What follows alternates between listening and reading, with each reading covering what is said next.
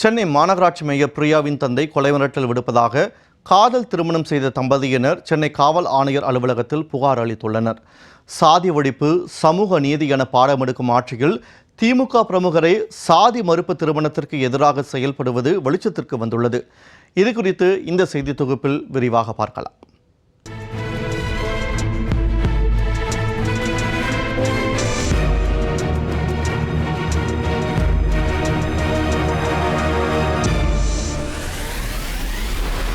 சென்னை பெரம்பூர் பகுதியைச் சேர்ந்த ஜோசப் என்பவரின் மகன் டேனியல் தனியார் நிறுவனத்தில் பணிபுரிந்து வருகிறார். டேனியலும் அவருடன் பள்ளியில் படித்தவரும் திமுக பிரமுகர் விஜய் என்பவரின் மகளுமான அபர்ணாவும் கடந்த 3 ஆண்டுகளாக காதலித்து வந்துள்ளனர். இவர்களது காதல் குறித்து தெரிந்த திமுக பிரமுகர் விஜயும் அவரது குடும்பத்தினரும் காதலுக்கு எதிர்ப்பு தெரிவித்து வந்துள்ளனர். இதனால் அபர்ணாவும் அவரது காதலரான டேனியலும் கடந்த 23ஆம் தேதி சென்னை மேடவாக்கத்தில் உள்ள ஒரு கோயிலில் திருமணம் செய்து கொண்டனர்.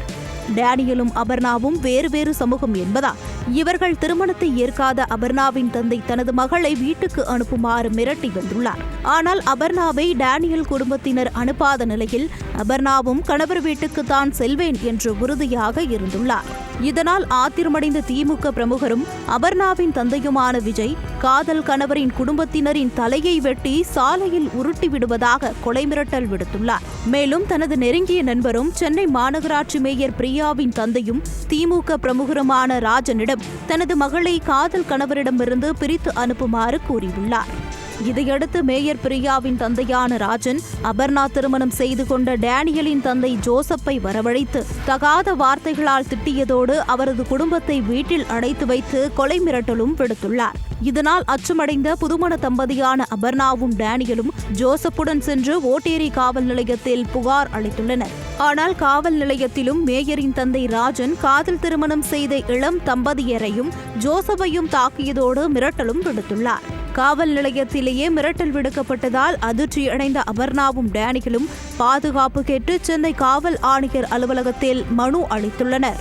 மேயர் பிரியாவின் தந்தை தொடர்ந்து கொலை மிரட்டல் விடுப்பதால் அவர் மீதும் அபர்ணாவின் தந்தை மீதும் நடவடிக்கை எடுக்க வேண்டும் என்று அந்த மனுவில் கோரிக்கை விடுத்துள்ளனர்.